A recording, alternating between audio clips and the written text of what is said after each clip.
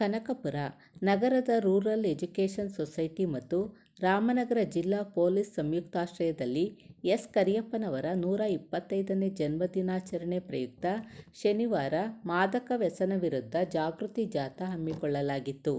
ಕಾರ್ಯಕ್ರಮ ಉದ್ಘಾಟಿಸಿ ಮಾತನಾಡಿದ ಜಿಲ್ಲಾ ಹೆಚ್ಚುವರಿ ಪೊಲೀಸ್ ವರಿಷ್ಠಾಧಿಕಾರಿ ರಾಮಚಂದ್ರಯ್ಯ, ಶಾಲಾ ಕಾಲೇಜುಗಳಲ್ಲಿ ವ್ಯಾಸಂಗ ಮಾಡುತ್ತಿರುವ ಮಕ್ಕಳ ಬಗ್ಗೆ ಇಂದಿನ ಪೋಷಕರು ಆತಂಕ ಪಡುತ್ತಿರುವುದಾಗಿ ಕಳವಳ ವ್ಯಕ್ತಪಡಿಸಿದರು.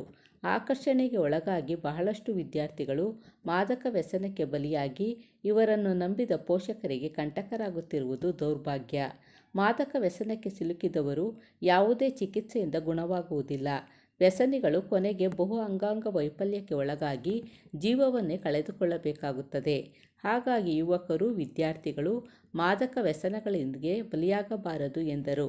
ಆರ್ಎಸ್ ಸಂಸ್ಥೆ ಅಧ್ಯಕ್ಷರಾದ ಶ್ರೀಕಂಠರವರು ಮಾತನಾಡಿ, ಶಾಲಾ ಕಾಲೇಜುಗಳಲ್ಲಿ ವ್ಯಾಸಂಗ ಮಾಡುವ ವಿದ್ಯಾರ್ಥಿಗಳು ಮಾದಕ ವ್ಯಸನಗಳಿಂದ ದೂರವಿದ್ದು ಒಳ್ಳೆಯ ಭವಿಷ್ಯವನ್ನು ರೂಪಿಸಿಕೊಂಡು ಆರೋಗ್ಯವಂತ ಸಮಾಜ ನಿರ್ಮಾಣ ಮಾಡಬೇಕು ಎಂದರು. ತಾಲೂಕಿನ ಎಲ್ಲ ಶಾಲಾ ಕಾಲೇಜುಗಳ ವಿದ್ಯಾರ್ಥಿಗಳು ಸಹಸ್ರಾರು ಸಂಖ್ಯೆಯಲ್ಲಿ ನಗರದ ಮುಖ್ಯ ರಸ್ತೆಗಳಲ್ಲಿ ಮಾದಕ ವ್ಯಸನದ ವಿರುದ್ಧ ಜಾಗೃತಿ ಘೋಷಣೆಗಳೊಂದಿಗೆ ಮೆರವಣಿಗೆಯಲ್ಲಿ ಪಾಲ್ಗೊಂಡಿದ್ದರು. ಸಮಾರಂಭಕ್ಕೂ ಮುನ್ನ ಬಮೂಲ್ ಅಧ್ಯಕ್ಷ ರಾಜಕುಮಾರ್ ಆರ್ಎಸ್ ಸಂಸ್ಥೆಗೆ ಜೆರಾಕ್ಸ್ ಮಿಷಿನ್ ಮತ್ತು ಲ್ಯಾಪ್ಟಾಪ್ಗಳನ್ನು ದೇಣಿಗೆ ನೀಡಿದರು.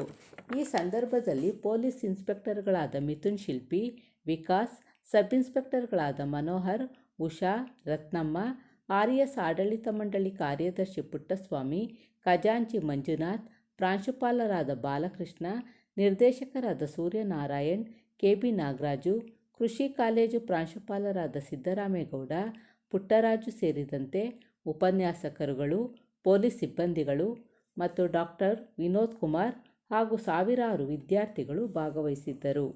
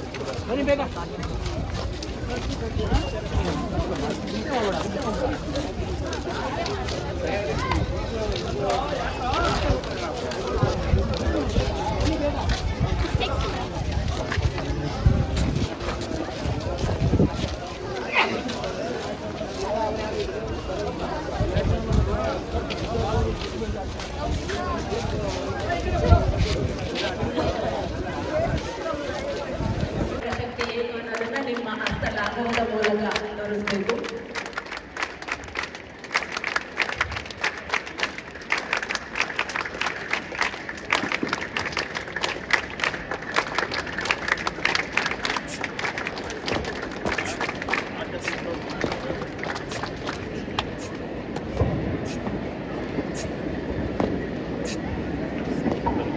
ಈಗ ಇದು ಸುರೇಶ್ ನಿಮ್ಮೂರು ಹಳ್ಳಿನ ಚೆನ್ನಾಗಿ ನೋಡ್ಕೋಪ್ಪ. ನಿಮ್ಮೂರ ಹಳ್ಳಿ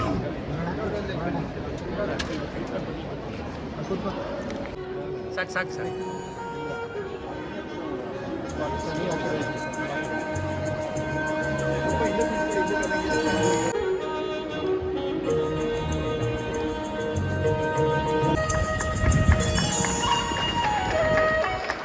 ವಸ್ತು ವ್ಯಸನದ ಕುರಿತಾದ ಒಂದು ಜಾಗೃತಿ ಅರಿವು ಕಾರ್ಯಕ್ರಮವನ್ನು ರಾಮನಗರ ಜಿಲ್ಲಾ ಪೊಲೀಸ್ ಇಲಾಖೆ ವತಿಯಿಂದ ವಿಡಿಯೋ ಪ್ರದರ್ಶನದ ಮೂಲಕವಾಗಿ ಕಾರ್ಯಕ್ರಮ ವಿದ್ಯುಕ್ತವಾಗಿ ಪ್ರಾರಂಭ ಆಗ್ತಾ ಇದೆ. ಮಕ್ಕಳು ದಯಮಾಡಿ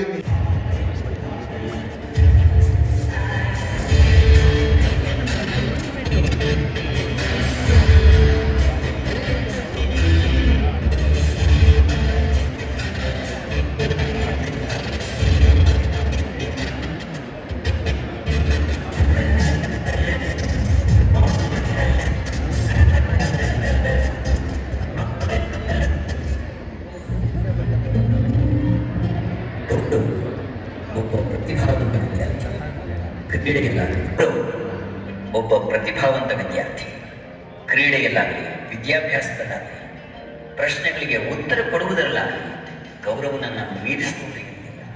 ಇದೀಗ ಗೌರವ್ ಇಂಜಿನಿಯರಿಂಗ್ ವಿಭಾಗದಲ್ಲಿ ಪದವಿಯನ್ನು ಮಾಡ್ತಾ ಇದ್ದಾನೆ. ಸಹವಾಸದಿಂದ ಸನ್ಯಾಸಿ ಕೆಟ್ಟ ಎಂಬ ಗಾದೆಯ ಮಾತಿನಂತೆ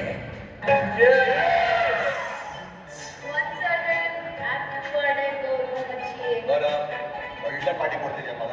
ಈಗ ಸರ್ಪ್ರೈಸ್ ಟೈಮ್. ಬಂದೆ ಇಲ್ಲೇ ರೀ.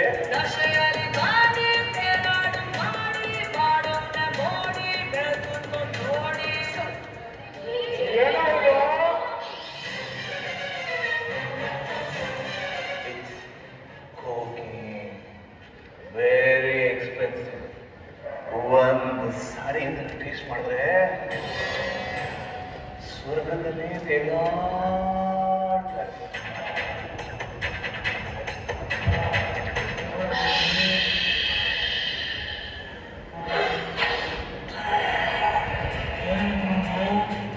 ಸ್ವರ್ಗದಲ್ಲೇ ತೇಲಾಡ್ತಾರೆ.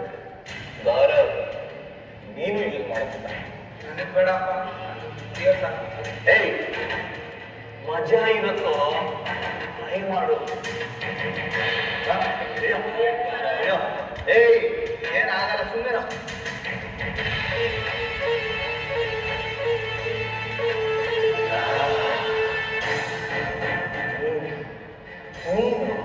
anybody can use it.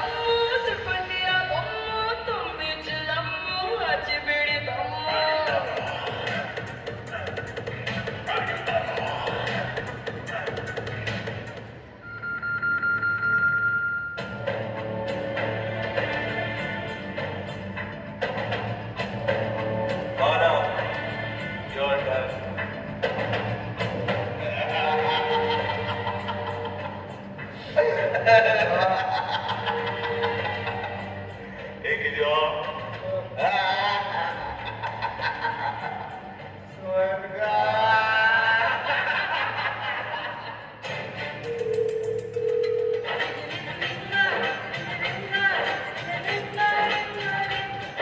But I'll make the stuff. Anything for you ಮಗ. ಸ್ವಲ್ಪ ಎಕ್ಸ್ಪೆನ್ಸಿವ್. ಎಷ್ಟು ಖರ್ಚಾದ್ರೂ ಪರವಾಗಿಲ್ಲ. I want the stuff. ತಂದೆ ತಂದೆ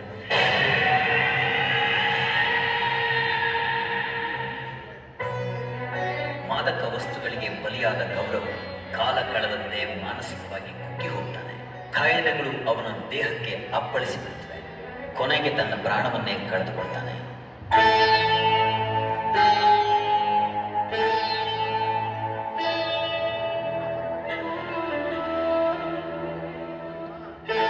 ನನ್ನ ವಿದ್ಯಾರ್ಥಿ ಮಿತ್ರರೇ, ನಮ್ಮ ಭಾರತಕ್ಕೆ ನಿಮ್ಮಂಥ ಯುವಕರ ಚಿಂತನೆ ತುಂಬ ಮುಖ್ಯ. ಆದರೆ ಇವತ್ತು ಬಹಳಷ್ಟು ಜನ ಉತ್ಸಾಹ ಯುವಕರು ಮಾದಕ ವಸ್ತುಗಳಿಗೆ ದಾಸರಾಗಿ ತಮ್ಮ ಭವಿಷ್ಯನೇ ಹಾಳಾಗುತ್ತೆ. ನನ್ನ ಒಬ್ಬನೇ ಮಗ ಗೌರವ್ ಇದೇ ಮಾದಕ ವಸ್ತುಗಳಿಗೆ ದಾಸನಾಗಿ ತನ್ನ ಜೀವನ ಕಳ್ಕೊಂಡಿದ್ದಾನೆ.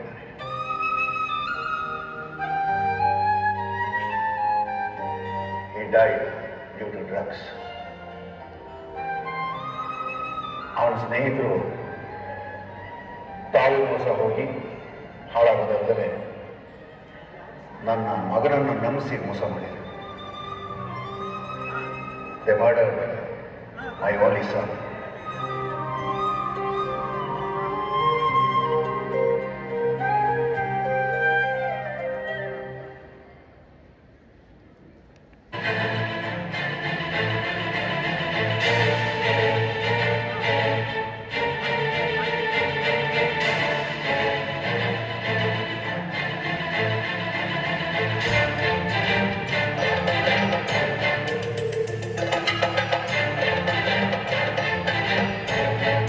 ತುಂಬಾ ದಿನಗಳ ಡ್ರಗ್ ಅಬ್ಯೂಸ್ ಅಂತ ಮಲ್ಟಿ ಆಗ್ತಿರೋ ಫೇಲ್ಯೂರ್.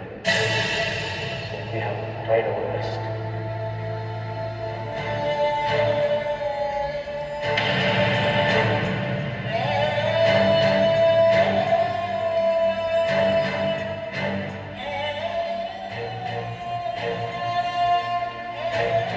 ಗೌರವ್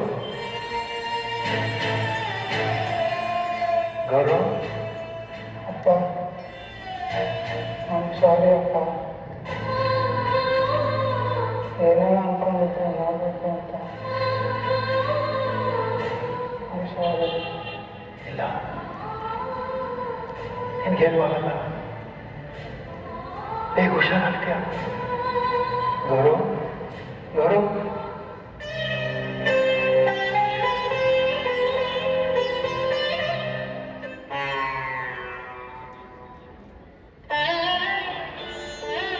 ನಮ್ಮ ಮಗ ದೇಶಕ್ಕೋಸ್ಕರ ಪ್ರಾಣ ಬಿಟ್ಟಿದ್ರೆ ಹೆಮ್ಮೆ ಅನಿಸ್ತದೆ.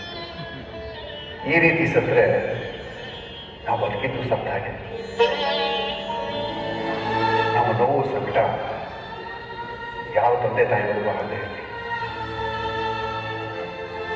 ಯಂಗ್ಸ್ಟರ್ಸ್ ಆದ ನೀವು ತಾಯಿಗಳ ಹೆಸರಿನಲ್ಲಿ ನಾವುಗಳು ಈ ಮಾದಕ ವಸ್ತುಗಳಿಗೆ ದಾಸರಾಗೋದಿಲ್ಲ, ಬೇರೆಯವ್ರನ್ನು ಆಗೋದಕ್ಕೆ ಬಿಡೋದಿಲ್ಲ ಅಂತ ಹೇಳಿ ಪ್ರಮಾಣ ಮಾಡಿ. ಪ್ರಿಯ ವಿದ್ಯಾರ್ಥಿ ಮಿತ್ರರೇ, ಮಾದಕ ಮತ್ತು ದಾನದ ವಿರುದ್ಧ ಹೋರಾಡಲು ಪ್ರಮಾಣ ಮಾಡಿ ಸಂಕಲ್ಪ ತೊಡುವ ಕಾಲ ಸನ್ನಿಹಿತವಾಗಿದೆ. ನಾನೀಗ ಪ್ರಮಾಣ ವಚನವನ್ನು ಬೋಧಿಸಲಿದ್ದೇನೆ. ದಯಮಾಡಿ ನಿಮ್ಮ ಬಲಗೈಯನ್ನು ಮುಂದೆ ಚಾಚಿ ಪ್ರಮಾಣ ವಚನವನ್ನು ಪುನರುಚ್ಚರಿಸಲು ವಿನಂತಿಸಿಕೊಳ್ಳುತ್ತೇನೆ. ಮಾದಕ ವಸ್ತುಗಳ ದುಶ್ಚಟಗಳಿಂದ ದೂರವಿದ್ದು ಸದೃಢರಾಗಿ ರಾಷ್ಟ್ರ ನಿರ್ಮಾಣದಲ್ಲಿ ತೊಡಗುತ್ತೇವೆಂದು ಕಾಯ ವಾಚ ಮನಸ ಆತ್ಮಸಾಕ್ಷಿಯ ಮೇಲೆ ಪ್ರಮಾಣ ಮಾಡುತ್ತೇವೆ. ಶಾಲಾ ಕಾಲೇಜುಗಳು ಒಂದು ದೇವಸ್ಥಾನ ಇದ್ದಂಗೆ. ಇಲ್ಲಿಗೆ ಬರೋದು ನೀವು ಹೇಳಿದ್ರು ವಿದ್ಯೆ ಕಲಿಯೋದಕ್ಕೋಸ್ಕರ ಅಂತ ಬಂದು ಈ ಥರ ಮಾದಕ ವಸ್ತುಗಳನ್ನು ಸೇವನೆ ಮಾಡೋದು ಸರಿಯಲ್ಲ. ಈ ಸಂದೇಶವನ್ನು ಎಲ್ಲ ಫೇಸ್ಬುಕ್, ಟ್ವಿಟರ್, ಇಮೇಲ್, ವಾಟ್ಸಪ್ಗಳನ್ನು ಶೇರ್ ಮಾಡಿ ಪ್ರಪಂಚದ ಪ್ರತಿಯೊಬ್ಬ ಪ್ರಜೆಗೂ ತಲುಪಿ ಮನುಷ್ಯ ಕುಲಕ್ಕೆ ಮಾರಕವಾಗಿರುವ ಈ ಮಾದಕ ವಸ್ತುಗಳು ನಾಶವಾಗುತ್ತವೆ.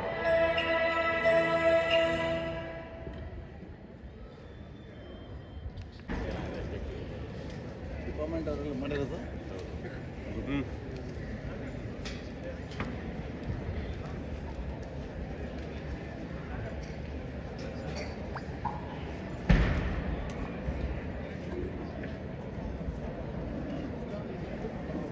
ಸ್ವಾಗತ ಮಾಡಿಸಿ. ಸ್ವಾಗತ ಅಲ್ಲ, ಇನ್ನೂ ಇದೆ ಇನ್ನೂ ಇದೆ ಅಂತ ಇನ್ನೂ ಇದೆ.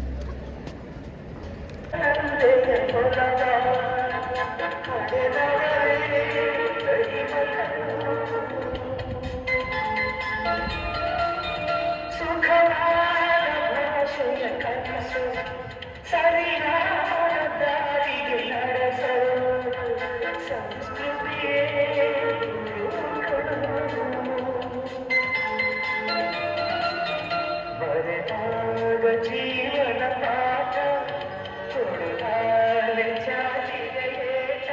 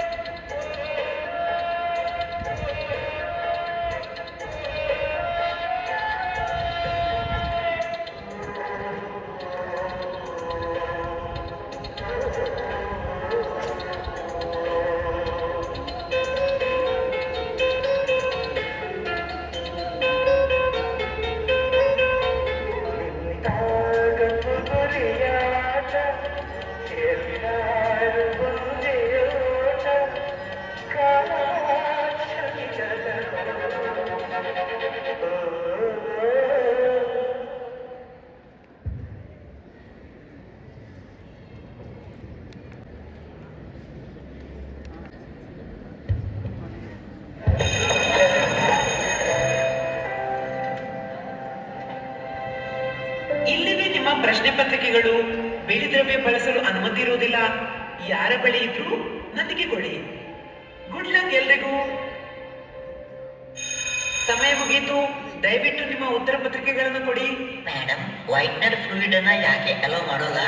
ಬಿಳಿ ಮಾಡುವ ದ್ರವ ಒಂದು ಹಾನಿಕಾರಕ ವಸ್ತು.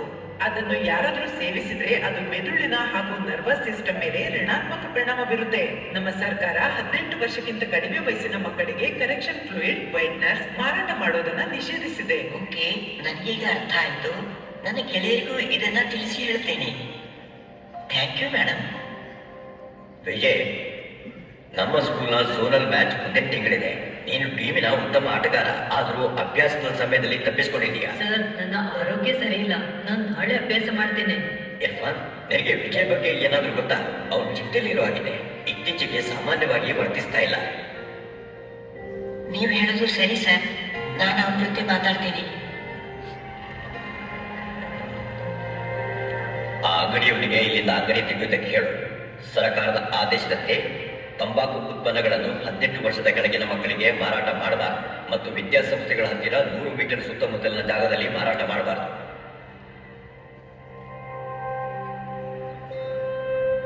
ವಿಜಯ್, ಒಬ್ಬನೇ ಯಾಕೆ ಕೂತಿದ್ಯಾ? ಏನ್ ವಿಷಯ? ಇರ್ಫಾನ್, ನನಗೆ ಸಹಾಯ ಬೇಕು. ನಿನಗೆ ಗೊತ್ತಿದೆ ತಾನೆ, ನನಗೆ ಓದೋಕೆ ಆಗ್ತಿಲ್ಲ. ಪರೀಕ್ಷೆಗಳು ಹತ್ತಿರ ಬರ್ತಾ ಇವೆ. ನನ್ನ ಮನಸ್ಸಿಗೆ ಬಹಳ ಒತ್ತಡ ಬೀಳ್ತಿದೆ. ಏಕೆಂದ್ರೆ ನಾನು ನನ್ನ ಅಕ್ಕಪಕ್ಕದ ಹಳೆ ಹುಡುಗರ ಗುಂಪಿನೊಂದಿಗೆ ಸ್ನೇಹ ಬೆಳೆಸಿಕೊಂಡೆ. ಕೆಲವು ದಿನಗಳ ಹಿಂದೆ ಅವರು ನನಗೆ ಸಿಗರೇಟ್ ಕೊಟ್ಟರು ಮತ್ತು ನನ್ನ ಒತ್ತಡವನ್ನು ಕಡಿಮೆ ಮಾಡಲು ಕೆಲವು ಕುಡಿಯಂತಹ ವಸ್ತುವನ್ನು ನನಗೆ ಕೊಟ್ಟರು. ಈಗ ನನಗೆ ಅದು ಅಭ್ಯಾಸ ಆಗಿಬಿಟ್ಟಿದೆ. ಈಗ ಹುಡುಗರು ಮನೆಯಿಂದ ಹಣ ತಂದುಕೊಂಡು ಬರೋಕೆ ನನಗೆ ಹೇಳ್ತಿದ್ದಾರೆ. ಓ ವಿಜಯ್, ಇದು ಅಪಾಯಕಾರಿ. ಈಗಲೇ ನೀನು ನಿನ್ನ ತಂದೆ ತಾಯಿ ಅಥವಾ ಟೀಚರ್ ಹತ್ತಿರ ಸಹಾಯ ಕೇಳಬೇಕು ಅಂತ ಅನಿಸ್ತಿದೆ. ಧನ್ಯವಾದ ಇರ್ಫಾನ್. ನಾನು ನಮ್ಮ PT ಟೀಚರ್ ಹತ್ತಿರ ಮಾತನಾಡ್ತೇನೆ ಮತ್ತು ಫುಟ್ಬಾಲ್ ಪ್ರಾಕ್ಟೀಸ್ಗೆ ದಿನ ಬರ್ತೇನೆ. ವಿಜಯ್, ಎದ್ದೇಳು. ಯಾರಿಗಾದ್ರೂ ಗೊತ್ತಾ ಇವ್ರಿಗೆ ಏನಾಗಿದೆ ಅಂತ? ಸರ್, ಕೆಲವು ಗೆಳೆಯರು ಅವನಿಗೆ ಪೌಡರ್ ರೀತಿಯ ವಸ್ತುವನ್ನು ಕೊಡ್ತಿದ್ರು ಅಂತ ಹೇಳಿದ್ದ. ನೋ, ಇದು ಬಹಳ ಗಂಭೀರ ಸಮಸ್ಯೆ. ತಕ್ಷಣ ಪ್ರಿನ್ಸಿಪಾಲ್ಗೆ ತಿಳಿಸಿ ಅವನನ್ನು ಆಸ್ಪತ್ರೆಗೆ ಕರ್ಕೊಂಡು ಹೋಗ್ಬೇಕು. ಯಾರಾದ್ರೂ ಅವನ ತಂದೆ ತಾಯಿಗೆ ಕರೆ ಮಾಡಿ. ವಿಜಯ್ ಈಗ ಅಪಾಯದಿಂದ ಪಾರಾಗಿದ್ದಾನೆ. ನಾವು ಮಾದಕ ವ್ಯಸನದ ಲಕ್ಷಣಗಳನ್ನು ಕಂಡುಹಿಡಿದಿದ್ದೇವೆ. ಅವನ ಚಿಕಿತ್ಸೆಯನ್ನು ಸ್ವಲ್ಪ ದಿನಗಳಿಗೆ ಮುಂದುವರಿಸುತ್ತೇವೆ. ಅವನು ಸರಿ ಹೋಗ್ತಾನೆ. ಥ್ಯಾಂಕ್ ಯು ಡಾಕ್ಟರ್, ನೀವು ನನ್ನ ಮಗಳ ಜೀವ ಉಳಿಸಿದ್ರಿ. ನಾನು ನಮ್ಮ ಸ್ಥಳೀಯ ಪೊಲೀಸರಿಗೆ ಆಸುಪಾಸಿನಲ್ಲಿ ನಡೆಯುವ ಸಮಾಜ ವಿರೋಧಿ ಚಟುವಟಿಕೆಗಳ ಬಗ್ಗೆ ವರದಿ ಕೊಡ್ತೇನೆ. ಡಾಕ್ಟರ್, ಇದು ಬಹಳ ದುರದೃಷ್ಟಕರ. ನಮ್ಮ ಶಾಲೆಯ ಪ್ರಿನ್ಸಿಪಾಲ್ ಹತ್ರ ಜಾಗೃತಿ ಶಿಬಿರವನ್ನು ನಡೆಸೋದಕ್ಕೆ ಮತ್ತು ದೊಡ್ಡ ಮಕ್ಕಳಿಗೆ ಮಾದಕ ದ್ರವ್ಯದ ತಡೆಗಟ್ಟುವಿಕೆ ಬಗ್ಗೆ ಕೌನ್ಸಿಲಿಂಗ್ ಮಾಡೋದಕ್ಕೆ ವಿನಂತಿ ಮಾಡ್ತೇನೆ. ಮತ್ತೆ ಪೋಷಕರನ್ನು ಕರಿಬೇಕು. ಕಾರ್ಯಕ್ರಮದಲ್ಲಿ ನೀವು ಮಾತಾಡಬೇಕು ಅಂತ ಅವರು ಬಯಸ್ತಾರೆ. ಇದು ಒಳ್ಳೆಯ ಪ್ರಾರಂಭ. ನಾನು ಬರ್ತೇನೆ. Thank you. ಪ್ರೀತಿಯ ವಿದ್ಯಾರ್ಥಿಗಳೇ, ಆಲ್ಕೋಹಾಲ್, ಹೊಗೆಸೊಪ್ಪು ಮತ್ತು ಮಾದಕ ದ್ರವ್ಯಗಳ ಸೇವನೆಯು ಹದಿಹರೆಯದಲ್ಲಿ ಪ್ರಾರಂಭವಾಗುತ್ತದೆ. ಕೆಲವರು ಕುತೂಹಲಕ್ಕಾಗಿ ಪ್ರಯತ್ನಿಸುತ್ತಾರೆ. ಒತ್ತಡದಿಂದ ಆತಂಕವನ್ನು ನಿಭಾಯಿಸಲು ಕೆಟ್ಟ ಸ್ವಾಭಿಮಾನಕ್ಕಾಗಿಯೂ ತೆಗೆದುಕೊಳ್ಳುತ್ತಾರೆ. ಇದರಿಂದ ವಿದ್ಯಾಭ್ಯಾಸದ ಮೇಲೆ, ಶಾಲೆಯ ಚಟುವಟಿಕೆಗಳಲ್ಲಿ ಭಾಗವಹಿಸಿಕೆಯ ಮೇಲೆ ಋಣಾತ್ಮಕ ಪ್ರಭಾವ ಉಂಟಾಗಬಹುದು. ಪ್ರತಿಯೊಬ್ಬರು ಡ್ರಗ್ಸ್ ಮತ್ತು ಹಾನಿಕಾರಕ ವಸ್ತುಗಳಿಗೆ ಬೇಡ ಅನ್ಬೇಕು. ಪೋಷಕರೊಂದಿಗೆ, ಟೀಚರ್ಗಳೊಂದಿಗೆ ಅಥವಾ ಸ್ನೇಹಿತರೊಂದಿಗೆ ಮಾತನಾಡಿ ಮತ್ತು ವಯಸ್ಕರಿಂದ ಸಹಾಯವನ್ನು ಪಡೆಯಿರಿ. ಮೇಡಮ್, ನೀವು ಟೀಚರ್ಸ್ ಮತ್ತು ಪೋಷಕರಿಗೆ ಕೆಲವು ಮಾತುಗಳನ್ನಾಡ್ತೀರಾ? ಪ್ರೀತಿಯ ಟೀಚರ್ಸ್ ಮತ್ತು ಪೋಷಕರೇ, ದಯವಿಟ್ಟು ನಿಮ್ಮ ಮಕ್ಕಳೊಂದಿಗೆ ಮಾತನಾಡಿ ಮತ್ತು ನಿಕಟ ಸಂಬಂಧವನ್ನು ಬೆಳೆಸಿಕೊಳ್ಳಿ. ಇದರಿಂದ ಅವರಿಗೆ ಸ್ವಾಭಿಮಾನ ಮತ್ತು ವಿಶ್ವಾಸವನ್ನು ಬೆಳೆಸಿಕೊಳ್ಳಲು ಸಹಾಯವಾಗುವುದು. ದಯವಿಟ್ಟು ಅವರನ್ನು ಸಾಮಾಜಿಕವಾಗಿ ಕ್ರಿಯಾತ್ಮಕ ಚಟುವಟಿಕೆಗಳಲ್ಲಿ ತೊಡಗಿಸಿಕೊಳ್ಳಲು ಪ್ರೋತ್ಸಾಹಿಸಿ. ಧನ್ಯವಾದಗಳು. ಮಕ್ಕಳು ಮತ್ತು ಯುವಜನರು ತಮ್ಮ ವೈಯಕ್ತಿಕ ಗುಣಲಕ್ಷಣಗಳು ಮತ್ತು ಅವರು ವಾಸಿಸುವ ಪರಿಸರವನ್ನು ಒಳಗೊಂಡಂತೆ ವಿವಿಧ ಅಂಶಗಳು ಅವರನ್ನು ವಸ್ತುವಿನ ಬಳಕೆಯ ಅಪಾಯಕ್ಕೆ ಒಳಪಡಿಸುತ್ತವೆ. ಮಾದಕ ದ್ರವ್ಯವು ಮಗುವಿನ ಮಾನಸಿಕ ಮತ್ತು ದೈಹಿಕ ಆರೋಗ್ಯ ಮತ್ತು ಒಟ್ಟಾರೆ ಯೋಗಕ್ಷೇಮದ ಮೇಲೆ ನಕಾರಾತ್ಮಕ ಪರಿಣಾಮ ಬೀರುತ್ತದೆ. ಪೋಷಕರು ಮತ್ತು ಶಿಕ್ಷಕರು ಜ್ಞಾನ ಮತ್ತು ಕೌಶಲ್ಯಗಳನ್ನು ಹೊಂದಿರುವ ಮಕ್ಕಳನ್ನು ಸಬಲೀಕರಣಗೊಳಿಸಿದರೆ ಅದು ಅವರ ಸ್ವಾಭಿಮಾನ ಮತ್ತು ಜವಾಬ್ದಾರಿಯುತ ಪ್ರಜೆಗಳಾಗಿರಲು ಸಾಮರ್ಥ್ಯವನ್ನು ಹೆಚ್ಚಿಸುತ್ತದೆ. ವಿದ್ಯಾರ್ಥಿಗಳಿಗೆ ನಕಾರಾತ್ಮಕ ಸಾಂಗತ್ಯದ ಒತ್ತಡವನ್ನು ತಡೆಯಬೇಕಾದ ಅಗತ್ಯವಿದೆ ಮತ್ತು ಸ್ನೇಹಿತರು, ಶಿಕ್ಷಕರು, ಪೋಷಕರು ಮತ್ತು ವಿಶ್ವಾಸಾರ್ಹ ವಯಸ್ಕರಿಂದ ಸಹಾಯ ಪಡೆಯಬೇಕು. ಮಕ್ಕಳೇ, ಮಾದಕ ದ್ರವ್ಯದ ವಿರುದ್ಧದ ಹೋರಾಟದಲ್ಲಿ ನೀವು ಒಬ್ಬಟ್ಟಿಯಾಗಿಲ್ಲ. ಅಂತಹ ವಸ್ತುವಿನ ಬಳಕೆಯನ್ನು ತಡೆಯಲು ಮತ್ತು ಪರಿಹರಿಸಲು ನಿಮ್ಮನ್ನು ಬೆಂಬಲಿಸುವುದು ನಮ್ಮ ಸಾಮೂಹಿಕ ಜವಾಬ್ದಾರಿಯಾಗಿದೆ.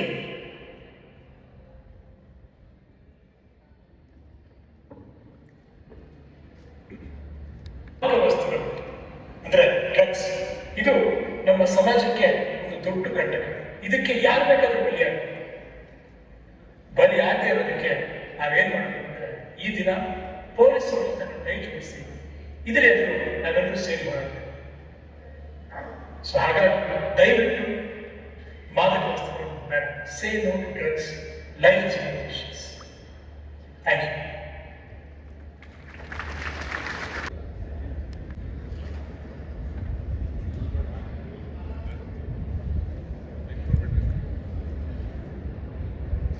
ಇಲ್ಲಿ ಪ್ರಚಲಿತದಲ್ಲಿರುವ ಪ್ರಮುಖ ಸುದ್ದಿ ಎಂದರೆ ಅದು ಡ್ರಗ್ಸ್ ವಿಚಾರ. ಹಾಗಾದರೆ ನಿಜವಾದ ಅರ್ಥದಲ್ಲಿ ಡ್ರಗ್ಸ್ ಎಂದರೇನು? ಮೀಡಿಯಾಗಳಲ್ಲಿ ಸುದ್ದಿಯಲ್ಲಿರುವ ಗಾಂಜಾ ಕೂಡ ಒಂದು ಡ್ರಗ್. ಅದೇ ರೀತಿಯಾಗಿ ಕೊಕೇನ್, ಹೆರಾಯಿನ್, ಆಲ್ಕೋಹಾಲ್ ಇವು ಕೂಡ ಭಾರತದಲ್ಲಿ ಕೇಳಿಬರುವ ಪ್ರಮುಖ ಡ್ರಗ್ಸ್ಗಳು. ಚಹಾ ಮತ್ತು ಕಾಫಿಗಳಲ್ಲಿ ಕಂಡುಬರುವ ಕೆಫೆನ್ ಕೂಡ ಒಂದು ಡ್ರಗ್. ಸಿಗರೇಟ್ಗಳಲ್ಲಿರುವ ನಿಕೋಟಿನ್ ಕೂಡ ಒಂದು ಡ್ರಗ್. ಅಷ್ಟೇ ಅಲ್ಲ, ಹುಷಾರಿಲ್ಲದೆ ಇದ್ದಾಗ ಆಸ್ಪತ್ರೆಗಳಿಗೆ ಹೋದಾಗ ಡಾಕ್ಟರ್ಸ್ ಬರೆದುಕೊಡುವ ಪ್ರತಿಯೊಂದು ಟ್ಯಾಬ್ಲೆಟ್ ಕೂಡ ಒಂದು ಡ್ರಗ್. ಡ್ರಗ್ ಕೆಲವೊಂದು ಬಾರಿ ಜೀವ ಉಳಿಸುತ್ತೆ, ಕೆಲವೊಂದು ಬಾರಿ ಜೀವ ತೆಗೆಯುತ್ತೆ. ಹಾಗಾದರೆ ನಿಜವಾಗಿಯೂ ಡ್ರಗ್ ಎಂದರೇನು ಎಂಬುದನ್ನು ಈ ವಿಡಿಯೋದಲ್ಲಿ ತಿಳಿಸ್ತಾ ಹೋಗ್ತೀನಿ. ಅದಕ್ಕಿಂತ ಮುಂಚೆ ನೀವು ಇನ್ನೂ ನಮ್ಮ ಚಾನಲ್ಗೆ ಸಬ್ಸ್ಕ್ರೈಬ್ ಆಗಿಲ್ಲ,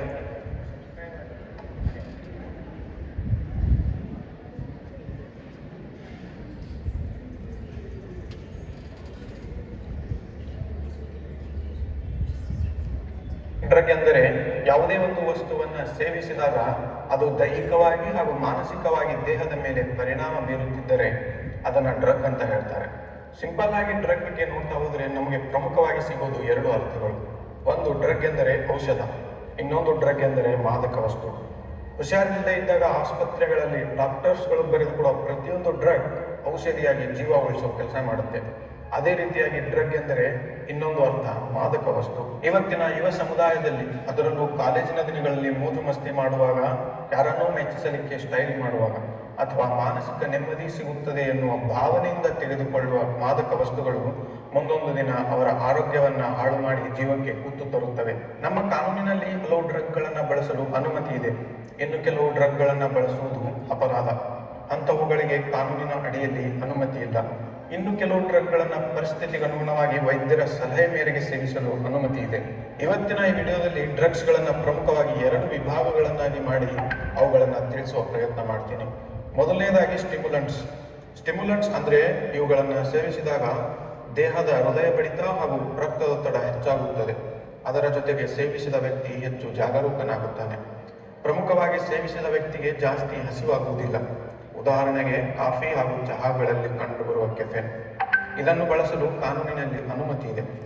ಕೊಕೇನ್ ಇದು ಕೂಡ ಒಂದು ಸ್ಟಿಮ್ಯುಲೆಂಟ್ಸ್. ಇದನ್ನು ಬಳಸುವುದು ಕಾನೂನಿನ ಅಡಿಯಲ್ಲಿ ಅಪರಾಧ. ಎರಡನೇದಾಗಿ ಡಿಪ್ರೆಸೆಂಟ್ಸ್. ಇವುಗಳನ್ನು ಸೇವಿಸುವ ವ್ಯಕ್ತಿ ಖಿನ್ನತೆಗೊಳಗಾಗುತ್ತಾನೆ. ಮೆದುಳಿನ ಜೀವಕೋಶಗಳಿಗೆ ಹಾನಿ ಉಂಟು ಮಾಡುವುದರ ಜೊತೆಗೆ ನೆಮ್ಮದಿಯ ಭಾವನೆ ಉಂಟು ಮಾಡುತ್ತದೆ. ಉದಾಹರಣೆಗಾಗಿ ಆಲ್ಕೋಹಾಲ್ ಹಾಗೂ ಗಾಂಜಾ ಸೇವಿಸುವ ವ್ಯಕ್ತಿಗೆ ನೆಮ್ಮದಿ ಸಿಗಬಹುದು, ಆದರೆ ಮಾಡುವ ಕೆಲಸವನ್ನ ಏಕಾಗ್ರತೆಯಿಂದ ಮಾಡಲು ಸಾಧ್ಯವಿಲ್ಲ. ಮಾನಸಿಕ ಕಾಯಿಲೆಗೆ ತುತ್ತಾಗುವ ಸಾಧ್ಯತೆ ಜಾಸ್ತಿಯಾಗಿರುತ್ತದೆ. ಇದಿಷ್ಟು ಡ್ರಗ್ಸ್ ಬಗೆಗಿನ ಮಾಹಿತಿ. ಜೀವ ಉಳಿಸುವ ಔಷಧಿಯಾಗಿ ಹಾಗೂ ಜೀವಕ್ಕೆ ಹಾನಿ ಉಂಟು ಮಾಡುವ ಮಾದಕ ವಸ್ತುವಾಗಿ ಡ್ರಗ್ ಇವತ್ತಿನ ಸಮಾಜದಲ್ಲಿದೆ. ನಿಮಗಿನ್ನೂ ಹಲವು ಗೊಂದಲಗಳಿದ್ದರೆ ಹಾಗೂ ನಿಮ್ಮ ಅನಿಸಿಕೆಗಳು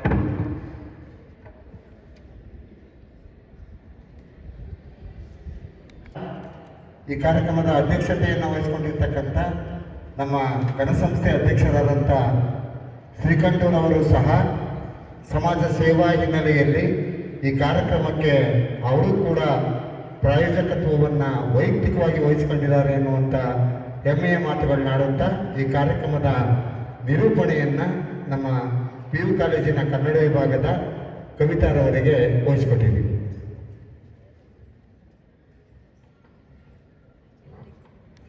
ಅಧಿಕಾರರಿಗೆ ಕೈ ಬೆರಳುಗಳನ್ನು ಮುಗುಳುಗಳನ್ನಾಗಿಸುತ್ತಾ ಇಂದು ಪೂಜ್ಯ ಶ್ರೀ ರಾಮ ವಿದ್ಯಾ ಪ್ರಚಾರಕ ಸಂಘ ಮತ್ತು ರಾಮನಗರ ಜಿಲ್ಲಾ ಪೊಲೀಸ್ ಸಂಯುಕ್ತಾಶ್ರಯದಲ್ಲಿ ಮಾದಕ ವ್ಯಸನದ ವಿರುದ್ಧ ಜನಜಾಗೃತಿ ಮೂಡಿಸುವ ಸಲುವಾಗಿ ಕನಕಪುರದ ಮುಖ್ಯ ರಸ್ತೆಗಳಲ್ಲಿ ಜಾಥಾವನ್ನು ಹಮ್ಮಿಕೊಂಡಿದ್ದು, ಜಾಥಾ ಕಾರ್ಯಕ್ರಮವು ಯಶಸ್ವಿಯಾಗಿ ಮೂಡಿಬಂದಿದೆ. ತಮಗೆಲ್ಲರಿಗೂ ತುಂಬು ಹೃದಯದ ಧನ್ಯವಾದಗಳು ಮತ್ತು ಈ ಚಿಕ್ಕ ವೇದಿಕೆಯ ಕಾರ್ಯಕ್ರಮಕ್ಕೆ ತಮಗೆಲ್ಲರಿಗೂ ಆದರದ ಸ್ವಾಗತ. ಸದೃಢ ಸುಭದ್ರ ಸಮಾಜದ ಸೃಷ್ಟಿಯಲ್ಲಿ ಯುವಕರದೇ ಬಹುಮುಖ್ಯ ಪಾತ್ರ. ಆದರೆ ಇಂದು ಯುವಕರೇ ಅತಿ ಹೆಚ್ಚು ಬಲಿಪಶುಗಳಾಗ್ತಾ ಇರುವಂಥದ್ದು, ಮಾದಕ ವ್ಯಸನದಲ್ಲಿ ಬಲಿಪಶುಗಳಾಗ್ತಾ ಇರುವಂಥದ್ದು, ಬಲಿಗಳಾಗ್ತಾ ಇದ್ದಾರೆ.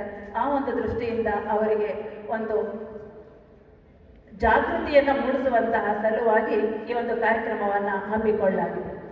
17ನೇ ಶತಮಾನದಲ್ಲೇ ಸರ್ವಜ್ಞ ಕವಿಯು ಕಂಡ ಸತ್ಯಗಳನ್ನು ಮನಸ್ಸಿಗೆ ತಟ್ಟಿದ ಸಂಗತಿಗಳನ್ನು ಕುರಿತು ನಿರ್ಪೀಡೆಯಿಂದ ಪ್ರತಿಕ್ರಿಯಿಸುವ ಕವಿಯು ತನ್ನ ತ್ರಿಪದಿಯಲ್ಲಿ ಹೀಗೆ ಹೇಳಿದ್ದಾರೆ: ಭಂಗಿಯನ್ನು ಸೇದುವನ ಭಂಗವನ್ನು ಏನೆಂಬೆ, ಭಂಗಿಯ ಗೊಂಗು ತಲೆಗೇರಲ್ ಆಡುತ್ತಿಹ ಮಂಗನಂತಿಹನು ಸರ್ವಜ್ಞ. ಸಿಂಧಿಯನ್ನು ಸೇವಿಪನು ಅಂದಿಯಂತಿರುತಿಹನು, ಅಂದಿಯೊಂದೆಡೆಗೆ ಉಪಕಾರಿ ಹುಡುಕನು ಅಂದಿಗೂ ಕಷ್ಟ ಸರ್ವಜ್ಞ ಎಂದು ಹೇಳಿದ್ದಾರೆ. ಹಾಗೆಯೇ 1987 ಡಿಸೆಂಬರ್ 7ರಂದು ವಿಶ್ವಸಂಸ್ಥೆ ಸಾಮಾನ್ಯ ಸಭೆಯಲ್ಲಿ ಜೂನ್ 26 ಅಂತಾರಾಷ್ಟ್ರೀಯ ಮಾದಕ ವಸ್ತುಗಳ ದುರುಪಯೋಗ ಮತ್ತು ಕಾನೂನು ಬಾಹಿರ ಸಾಗಾಟ ವಿರೋಧಿ ದಿನ ಎಂದು ಘೋಷಿಸಿದ್ದರೂ ವಿಶ್ವದಾದ್ಯಂತ ಈ ದುಶ್ಚಟಗಳಿಗೆ ಮಕ್ಕಳು ಮತ್ತು ಯುವಕರು ದಿನದಿಂದ ದಿನಕ್ಕೆ ಬಲಿಯಾಗುತ್ತಿರುವುದರಿಂದ ಇದರ ಅರಿವನ್ನು ಮೂಡಿಸುವ ಸದುದ್ದೇಶದಿಂದ ಇಂತಹ ಕಾರ್ಯಕ್ರಮವನ್ನು ಹಮ್ಮಿಕೊಂಡಿದ್ದರು. ಮಹಾನ್ ಚೇತನದ ಜನ್ಮದಿನದ ಅಂಗವಾಗಿ ರಾಮನಗರ ಜಿಲ್ಲಾ ಪೊಲೀಸಿನವರು ಹಮ್ಮಿಕೊಂಡಿರುವುದು ಶ್ಲಾಘನೀಯ. ಈ ಕಾರ್ಯಕ್ರಮವನ್ನು ಪ್ರಾರ್ಥನೆಯೊಂದಿಗೆ ಚಾಲನೆ ನೀಡಲಿದ್ದಾರೆ ಪುಣ್ಯಶ್ರೀ BSc ವಿದ್ಯಾರ್ಥಿನಿ. ಈ ಮಾದಕ ವ್ಯಸನದ ಬಗ್ಗೆ ಒಂದು ಅರಿವು ಮೂಡಿಸುವಂತಹ ಒಂದು ಕಾರ್ಯಕ್ರಮವನ್ನು ಇಟ್ಕೊಳ್ಬೇಕೆಂದು ನಮ್ಮ ರಾಮನಗರ ಜಿಲ್ಲಾ ಪೊಲೀಸ್ ವರಿಷ್ಠಾಧಿಕಾರಿಗಳಾದ ಶ್ರೀ ಶ್ರೀನಿವಾಸ್ ಗೌಡ್ರವರು ನನಗೆ ಹಾಗೂ ಕನಕಪುರ ಇನ್ಸ್ಪೆಕ್ಟರ್ ಮಿಥುನ್ ಮತ್ತು ವಿಕಾಸ್ ಅವರಿಗೆ ಈ ಬಗ್ಗೆ ಸೂಚಿಸಿದರು. ಅವರ ಒಂದು ಸೂಚನೆ ಮೇರೆಗೆ ನಾನು ಕನಕಪುರದಲ್ಲಿ ಒಂದು ಅದರಲ್ಲೂ ಕೂಡ ಈ ವಿದ್ಯಾರ್ಥಿಗಳಿಗೆ ಬಹಳ ಈಗಿನ ಒಂದು ಸಂದರ್ಭಕ್ಕೆ ಅಗತ್ಯತೆಗೆ ಅನುಗುಣವಾಗಿ ಇಂತಹ ಕಾರ್ಯಕ್ರಮವನ್ನು ಕಾಲೇಜು ವಿದ್ಯಾರ್ಥಿಗಳಿಗೆ ಅವಶ್ಯಕವಾಗಿ ಮಾಡಲೇಬೇಕು ಎಂಬ ಒಂದು ಉದ್ದೇಶ ಇದ್ದರಿಂದ ಈ ಬಗ್ಗೆ ನಾನು ದ ರೂರಲ್ ಎಜುಕೇಷನ್ ಸೊಸೈಟಿಯ ಅಧ್ಯಕ್ಷರು ಹಾಗೂ ನಮಗೆ ಸದಾ ಯಾವಾಗಲೂ ಕೂಡ ಅಷ್ಟೇ ನಮ್ಮ ಇಲಾಖೆಗೆ ಯಾವುದೇ ಸಂದರ್ಭದಲ್ಲಿ ಏನೇ ಒಂದು ಸಹಾಯ ಕೇಳಿದರೂ ಕೂಡ ಅವರು ಮನಪೂರ್ವಕವಾಗಿ ನಮಗೆ ಎಲ್ಲ ಸಂದರ್ಭದಲ್ಲೂ ಸಹಕಾರ ನೀಡುತ್ತಾ ಬಂದಿದ್ದರಿಂದ ಈ ತಾಲೂಕಿನ ಹಿರಿಯ ವ್ಯಕ್ತಿ ಹಾಗೂ ಕೃಷಿಕರು ಮತ್ತು ಈ ರೂರಲ್ ಎಜುಕೇಷನ್ ಸೊಸೈಟಿಯ ಅಧ್ಯಕ್ಷರು ಆದಂತಹ ಶ್ರೀಕಂಠಣ್ಣರನ್ನು ನಾವು ಬಂದು ಕೇಳ್ಕೊಂಡಿವಿ, ನಿಮ್ಮ ಕಾಲೇಜಿನಲ್ಲಿ ನಡೆಸ್ತೇವೆ ಅಂತ. ಅವರು ಅದಕ್ಕೆ ಒಪ್ಕೊಂಡು ನಮಗೆ ಇಲ್ಲಿ ಒಂದು ಸ್ಥಳಾವಕಾಶವನ್ನು ಮಾಡಿಕೊಟ್ಟು ಅವಕಾಶವನ್ನು ನೀಡಿದ್ದಾರೆ. ಅವರನ್ನೇ ನಾವು ಈ ಕಾರ್ಯಕ್ರಮದ ಅಧ್ಯಕ್ಷರನ್ನಾಗಿ ಮಾಡಿದ್ದೇವೆ. ಅವರಿಗೆ ನಮ್ಮ ಇಲಾಖಾ ವತಿಯಿಂದ ಮತ್ತು ನಿಮ್ಮೆಲ್ಲರ ವತಿಯಿಂದ ನಾನು ಹೃತ್ಪೂರ್ವಕವಾದ ಸ್ವಾಗತವನ್ನು ಕೊಡ್ತೇನೆ. ಹಾಗೆಯೇ ನಮ್ಮ ಈ ಕಾರ್ಯಕ್ರಮಕ್ಕೆ ನಮ್ಮ ಜಿಲ್ಲಾ ಪೊಲೀಸ್ ವರಿಷ್ಠಾಧಿಕಾರಿಗಳು ಆಗಮಿಸಬೇಕಿತ್ತು.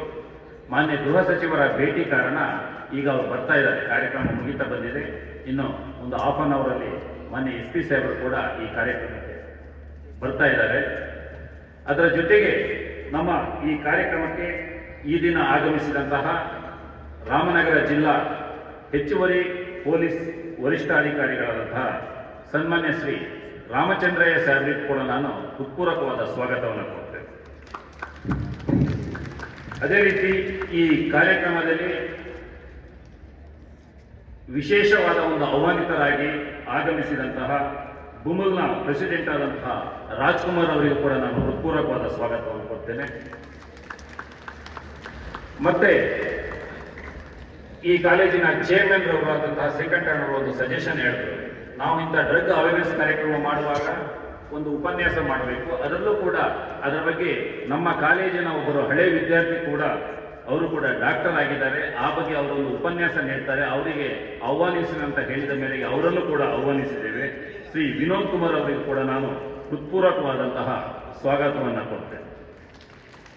ಅದೇ ರೀತಿ ಈ ಕಾರ್ಯಕ್ರಮದಲ್ಲಿ ಈ ಒಂದು ವೇದಿಕೆಯಲ್ಲಿ ಉಪಸ್ಥಿತರಿರುವಂತಹ ಶ್ರೀ ಪುಟ್ಟಸ್ವಾಮಿ ಅವರು, ನಾರಾಯಣ್ ಗೌಡರು, ಮಂಜುನಾಥ್ ರವರು, ಪುಟ್ಟರಾಜರವರು, ಸಿದ್ದರಾಮೇಗೌಡರು, ರಾಜಣ್ಣರವರು ಮತ್ತು ME ಬಾಲಕೃಷ್ಣ ಪ್ರಾಂಶುಪಾಲರವರು ಮತ್ತೆ ವೃದ್ಧವಾದಂತಹ ಸ್ವಾಗತವನ್ನು ಹಾಗೂ ಸೂರ್ಯನಾಂಡ್ರವರಿಗೂ ಕೂಡ ನಾನು ಹೃತ್ಪೂರ್ವಕವಾದ ಸ್ವಾಗತವನ್ನು ಕೊಡ್ತೇನೆ.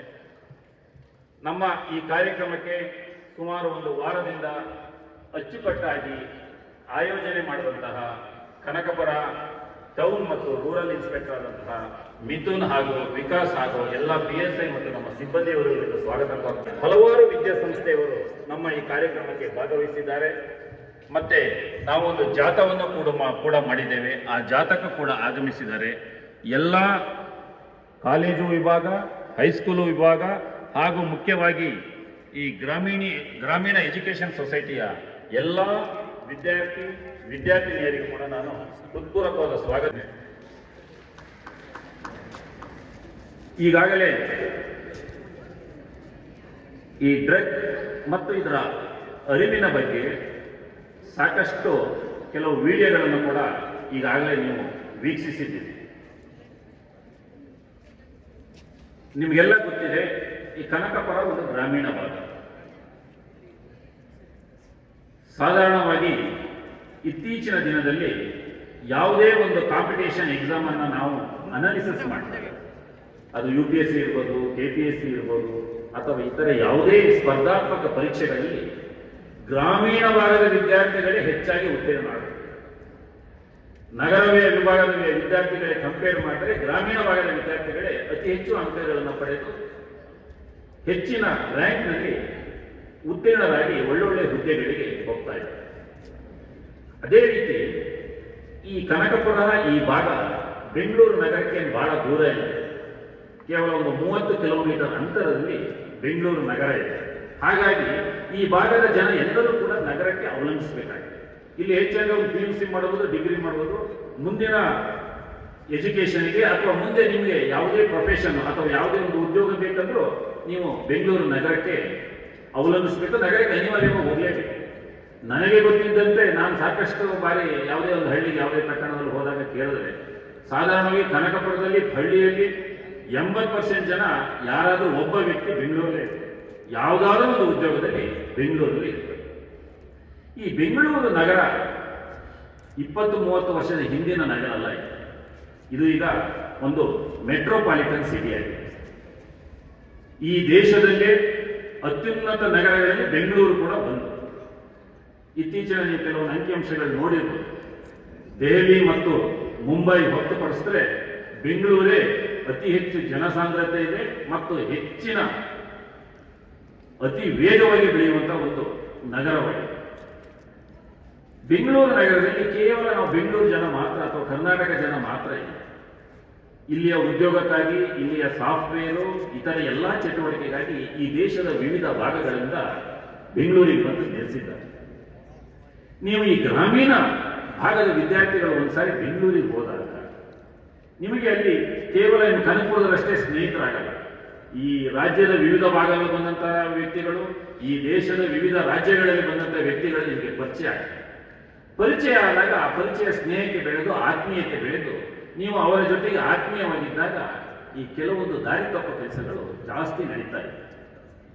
ನಗರದಲ್ಲಿರುವಂತಹ ವಿದ್ಯಾರ್ಥಿಗಳು ಅದು ಕಾಮನ್ ಆಗಿರ್ತದೆ, ಅವರೆಲ್ಲ ಇಂಥ ನೋಡಿರ್ತಾರೆ. ಆದರೆ ನೀವು ಗ್ರಾಮೀಣ ಭಾಗದಿಂದ ಹೋದಂಥ ವಿದ್ಯಾರ್ಥಿಗಳಿಗೆ ನೀವು ಆ ನಗರದ ಬಗ್ಗೆ, ಅಲ್ಲಿಯ ವಾತಾವರಣದ ಬಗ್ಗೆ, ಅಲ್ಲಿಯ ಜೀವನದ ಬಗ್ಗೆ ನಿಮ್ಗೆ ಏನು ಗೊತ್ತಿರಲ್ಲ. ನೀವು ಹೆಚ್ಚು ಆಕರ್ಷಣೆಗೆ ಒಳಗಾಗ್ತೀರಿ.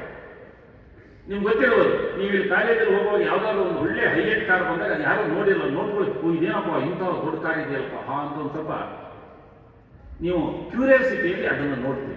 ಆ ರೀತಿ ಕ್ಯೂರಿಯಾಸಿಟಿ ವಿಷಯಗಳು ಸಾವಿರಾರು ಇರ್ತವೆ ಬೆಂಗಳೂರಿಗೆ ಬಂದಾಗ. ಆಗ ಏನಾಗ್ತದಂದ್ರೆ ನೀವು ಅಲ್ಲಿ ಅಂತಹ ಸ್ನೇಹಿತರ ಸಂಗಡ ಮಾಡುವಾಗ ಈ ರೀತಿಯ ಯಾವುದಾದರೂ ಈ ಕೆಟ್ಟ ಚಟುವಟಿಕೆ ಜೊತೆ ಅವ್ರ ಜೊತೆ ಸೇರಿಕೊಂಡಾಗ ಆ ಆಕರ್ಷಣೆಗೆ ಒಳಗಾದಾಗ ನೀವು ನಿಮ್ಮ ಜೀವನವನ್ನು ಮುಂದಿನ ದಿನಗಳಲ್ಲಿ ಹಾಳು ಮಾಡಿಕೊಳ್ಬೇಕಾಗ್ತದೆ. ಅದಕ್ಕಾಗಿ ನಿಮಗೆ ಒಂದು 2-3 ವಿಡಿಯೋ ತುಣುಕುಗಳನ್ನು ಕೂಡ ನಾವು ತೋರಿಸ್ತೀವಿ. ಹಾಗಾಗಿ ನಾನು ಮಕ್ಕಳಲ್ಲಿ ಕೇಳ್ಕೊಳ್ಳೋದಷ್ಟೇ, ನೀವು ಯಾವುದೇ ಆಕರ್ಷಣೆಗೆ ಒಳಗಾಗಬಾರ್ದು. ಅದು ಏನಾಗಿದೆ ಅಂದರೆ ಇದು ಕ್ರೂಷಿಯಲ್ ಟೈಮ್. ನೀವು ಈ PUC ಅಂತ ನಿಮ್ಗೆ ಯಾಕೆ ಹೇಳಿದ್ದಾರೆ, ಪ್ರೀ ಯೂನಿವರ್ಸಿಟಿ ಕೋರ್ಸ್ ಅಂತ ಹಿಂದೆ ಕರೀತಾ ಇದ್ದಾರೆ. ಹೈಸ್ಕೂಲ್ ಹೋದಾಗ ನೀವು ಚಿಕ್ಕ ಮಕ್ಕಳಾಗಿರ್ತೀರಿ, ಡಿಗ್ರಿ ಮುಗಿಸಿದ್ರೆ ನೀವು ಮೆಚುರಿಟಿ ಬಂದ್ಬಿಟ್ಟಿರ್ತೀರಿ. ಈ ಡಿಗ್ರಿ ಮತ್ತು ಹೈಸ್ಕೂಲ್ ಮಧ್ಯದ ಏಜ್ ಇದೆಯಲ್ಲ, ಇದು ಬಹಳ ಕ್ರೂಷಿಯಲ್. ಈ ಏಜಲ್ಲಿ ನೀವು ಸರಿಯಾದಂತಹ ದಾರಿಯಲ್ಲಿ ಹೋದ್ರೆ ನೀವು ಮುಂದಿನ ನಿಮ್ಮ ಸಂಪೂರ್ಣ ಜೀವನ ಒಂದು ಸರಿಯಾದ ದಾರಿ. ನೀವು ಈ ಏಜಲ್ಲಿ ನೀವು ಏನಾದರೂ ಸ್ವಲ್ಪ ದಾರಿ ತಪ್ಪಿಟ್ರೆ ನಿಮ್ಮ ಮುಂದಿನ ಎಲ್ಲಾ ರೀತಿಯ ಜೀವನ ಕೂಡ ಅದು ದಾರಿ ತಪ್ಪುವ ಕೆಲಸ ಆಗ್ತದೆ. ಅದಕ್ಕಾಗಿ ನೋಡಿ, ಎಲ್ಲಾದ್ರಲ್ಲೂ ಹೇಳ್ತೀನಿ, ಕೇವಲ ಈ ಡ್ರಗ್ಸ್ ಬಗ್ಗೆ ಅಷ್ಟೇ ಅಲ್ಲ, ಓದೋದ್ರಲ್ಲೂ ಅಷ್ಟೇ. ನೀವು SSLC ಆದ ತಕ್ಷಣ PUCಯಲ್ಲಿ ನಿಮ್ಮ ಇಡೀ ಜೀವನ ನಿರ್ಧಾರ ಆಗ್ತದೆ. ನೀವು ಡಾಕ್ಟರ್ ಆಗ್ತಿರೋ, ಅಥವಾ ನೀವು BE ಮಾಡಿ ಇಂಜಿನಿಯರಿಂಗ್ ಆಗ್ತಿರೋ, ಅಥವಾ ನೀವು ಅಡ್ವೊಕೇಟ್ ಆಗ್ತಿರೋ, ಅಥವಾ ನೀವು ಬಿಸ್ನೆಸ್ ಮ್ಯಾನ್ ಆಗ್ತಿರೋ, ಅಥವಾ ನೀವು ಚಾರ್ಟೆಡ್ ಅಕೌಂಟ್ ಆಗ್ತಿರೋ, ಎಲ್ಲ ನಿರ್ಧಾರ ಮಾಡೋದು PUCಯಲ್ಲಿ. ನಿಮಗೆ ಅರ್ಥ ಆಯ್ತಲ್ಲ? PUCಯಲ್ಲಿ ಸೈನ್ಸ್ ತಗೊಂಡ್ರೆ ಯಾರ ಡಾಕ್ಟರ್ ಆಗ್ಬೋದು, BE ಮಾಡ್ಬೋದು. ಕಾಮರ್ಸ್ ತಗೊಂಡ್ರೆ ನೀವು CA ಮಾಡ್ಬೋದು ಅಥವಾ ಇತರ ಯಾವುದಕ್ಕಾರ ಹೋಗ್ಬೋದು. ಆರ್ಟ್ಸ್ ಅಥವಾ ಬೇರೆ ತಗೊಂಡ್ರೆ ನೀವು ಅಡ್ವೊಕೇಟ್ ಆಗ್ಬೋದು ಅಥವಾ ಇನ್ಯಾವುದೊಂದು ಪ್ರೊಫೆಷನ್ಗೆ ಹೋಗ್ಬೋದು. ಈ ಏಜು ನಿಮ್ಮನ್ನ ನಿರ್ಧಾರ ಮಾಡುವಂತ ಏಜು, ನಿಮ್ಮ ಇಡೀ ಜೀವನವನ್ನು ನಿರ್ಧಾರ ಮಾಡುವಂತ ಏಜು. ಅದೇ ರೀತಿ ನಿಮ್ಮ ಹ್ಯಾಬಿಟ್ ಕೂಡ ಅಷ್ಟೇ. ನೀವು PUC ಮತ್ತು ಪದವಿ ಓದುವಾಗ, ಡಿಗ್ರಿ ಮಾಡುವಾಗ ನೀವು ಒಳ್ಳೆ ಹ್ಯಾಬಿಟ್ ಅನ್ನು ಬೆಳೆಸ್ಕೊಂಡ್ರೆ ನಿಮ್ಮ ಮುಂದಿನ ಜೀವನ ಆಶಾದಾಯಕವಾದ ಜೀವನವಾಗ್ತದೆ. ನಿಮ್ಮ ತಂದೆ ತಾಯಿ ನಿಮ್ಮನ್ನ ಇಷ್ಟೆಲ್ಲ ಕಷ್ಟಪಟ್ಟು ಕಾಲೇಜಿಗೆ ಕಳಿಸಿದ್ದಕ್ಕೆ ಅದೊಂದು ಸಾರ್ಥಕ.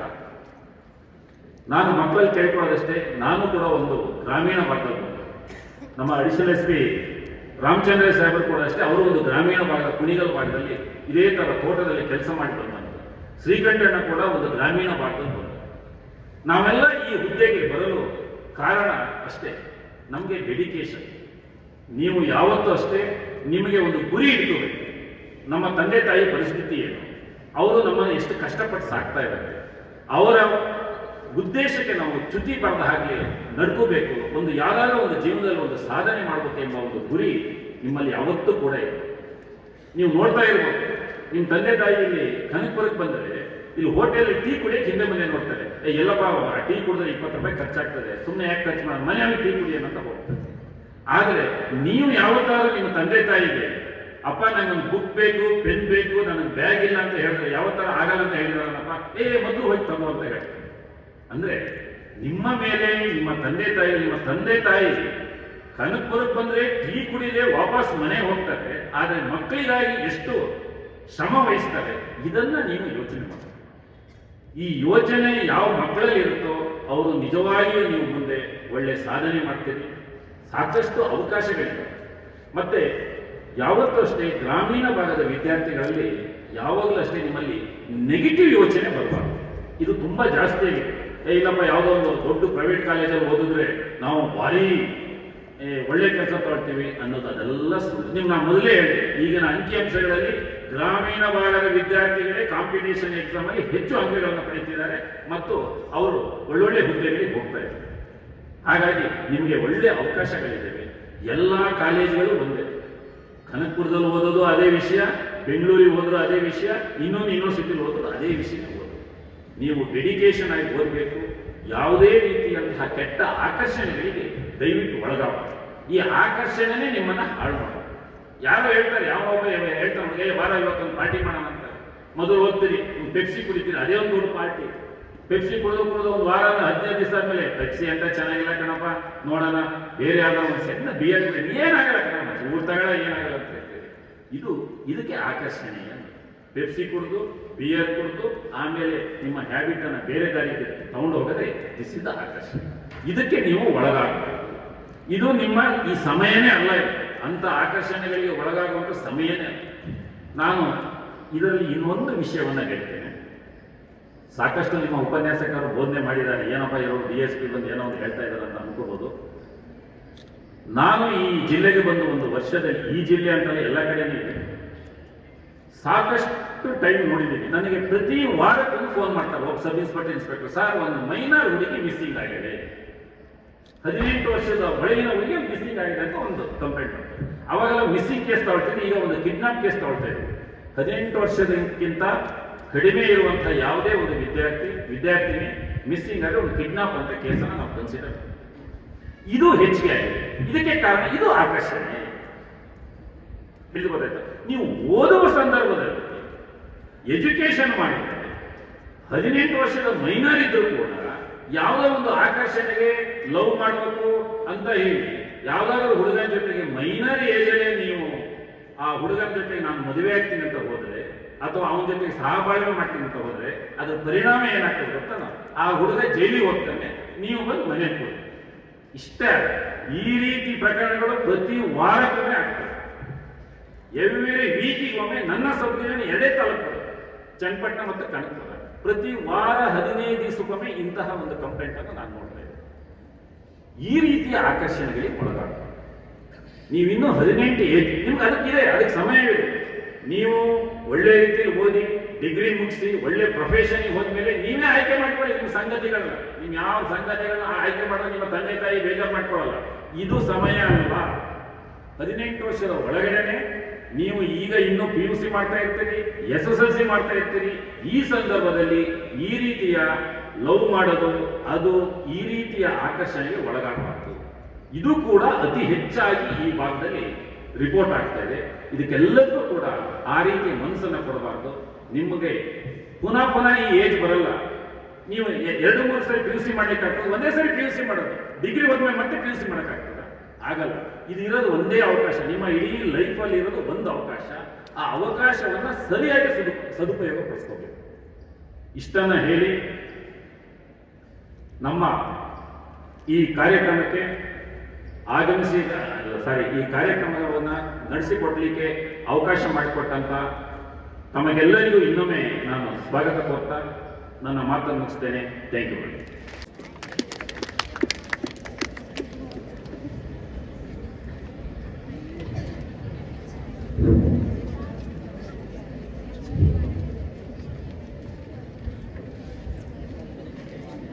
Respected dignitaries on the stage,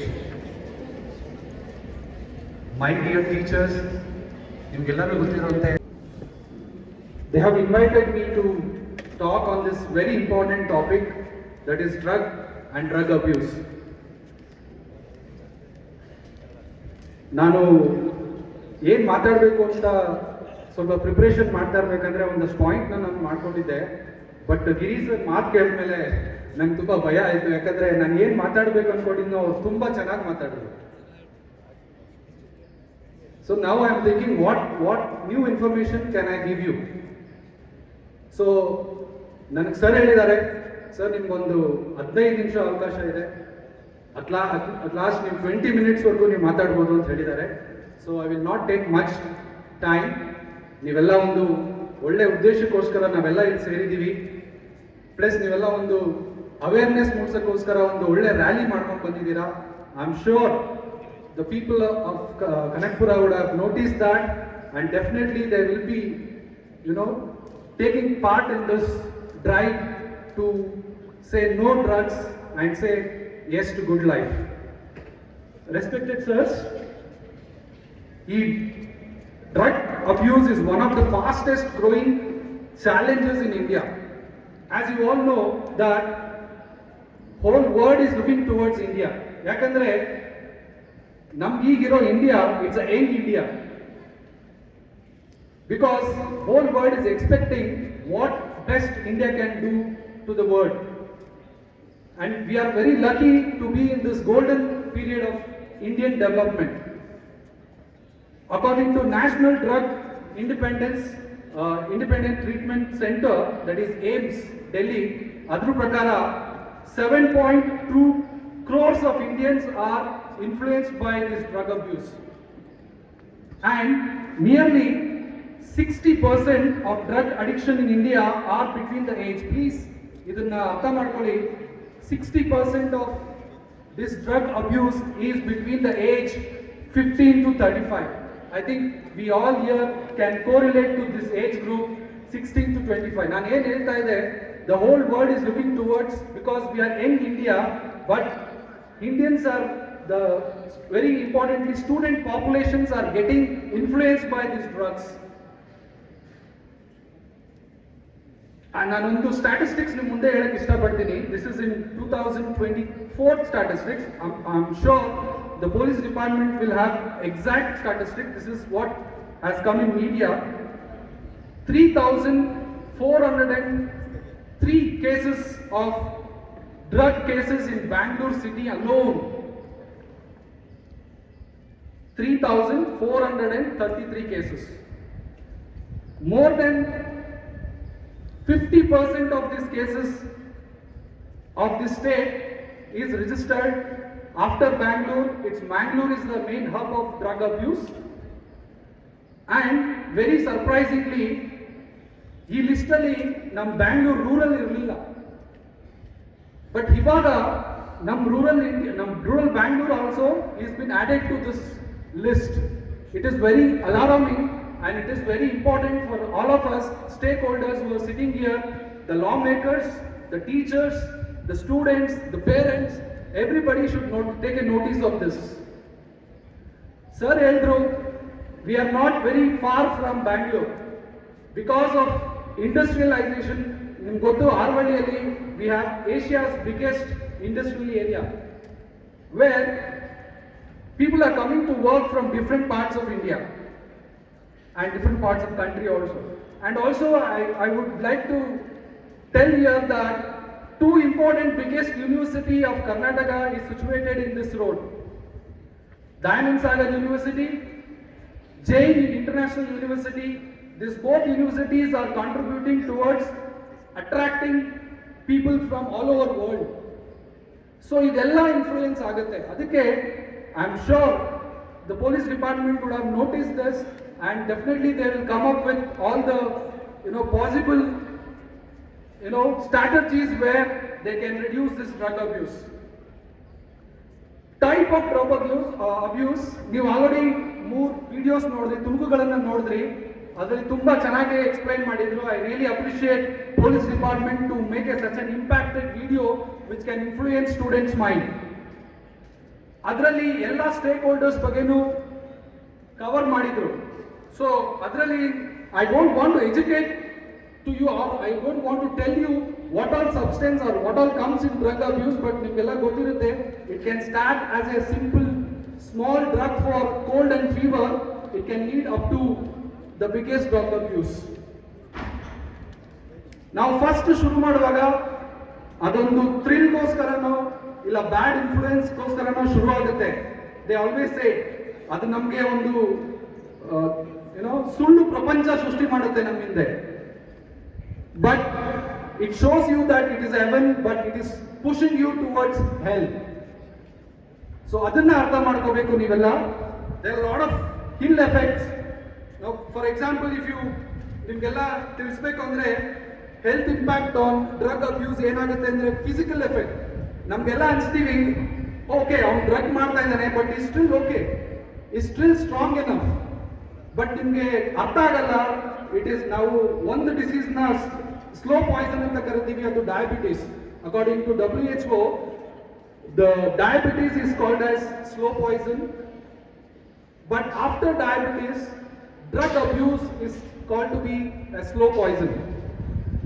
ಅದು ತಗೊಂಡಾಗ ನಿಮ್ಗೆ ಗೊತ್ತಾಗಲ್ಲ, ಅದು ನಿಮಗೆ ಒಂದು ಖುಷಿ ಕೊಡುತ್ತೆ, but it is slowly taking away the important function of your body. First ಅದು ನರ್ವಸ್ ಸಿಸ್ಟಮ್ ಮೇಲೆ ಎಫೆಕ್ಟ್ ಮಾಡುತ್ತೆ, ಬ್ರೈನ್ ಮೇಲೆ ಎಫೆಕ್ಟ್ ಮಾಡುತ್ತೆ, ಅದು ನಿಮ್ಮ ಕಾನ್ಸಂಟ್ರೇಷನ್ ಮೇಲೆ ಎಫೆಕ್ಟ್ ಮಾಡುತ್ತೆ. And as it progresses, totally in the last stage, it will affect your multi-organ failure. So, ಅದಕ್ಕೋಸ್ಕರ ನಾವು we always say that, ನಾವು ಅದನ್ನ ಆ ಲೆವೆಲ್ ಹೋಗೋವರೆಗೂ ಕಾಯಿದೆ. ಫಸ್ಟ್ ಅದನ್ನ ಐಡೆಂಟಿಫೈ ಮಾಡಿದ್ರೆ ಅದಕ್ಕೆ ಟ್ರೀಟ್ಮೆಂಟ್ ಇದೆ, and definitely we can get that person out of this drug abuse.